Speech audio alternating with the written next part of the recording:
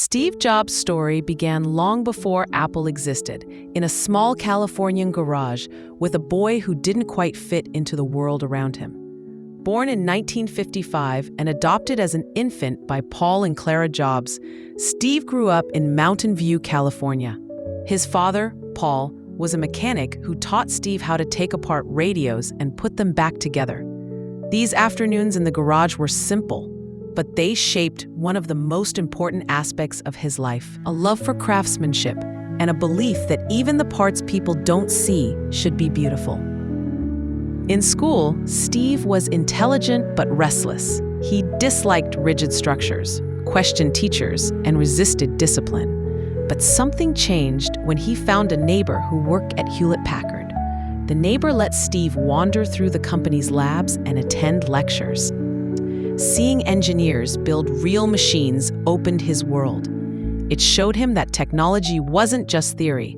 It was something humans could create, shape, and reshape.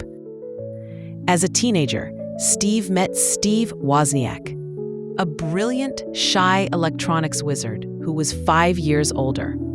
Their friendship started with shared curiosity, pranks, circuits, and late-night conversations about how things worked. Woz explained computers in a way that made Steve realize how powerful the future could be. But one of the most defining experiences of Jobs' youth came when he traveled to India at age 19. He was searching for meaning, simplicity, and a deeper understanding of life. When he returned, he carried with him an appreciation for minimalism and intuition, ideas that would become central to Apple's design philosophy. In his early 20s, Jobs began visiting the Homebrew Computer Club with Wozniak.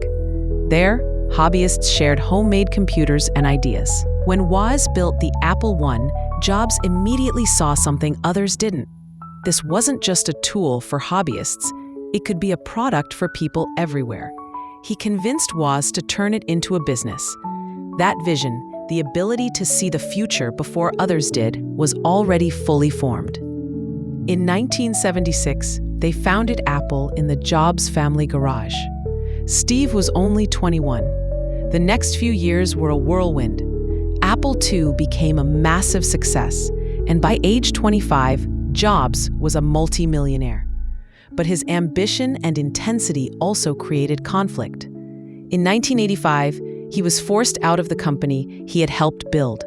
Many would have given up. He didn't. During the years away from Apple, he founded Next and bought a small animation studio that would become Pixar. These years were critical.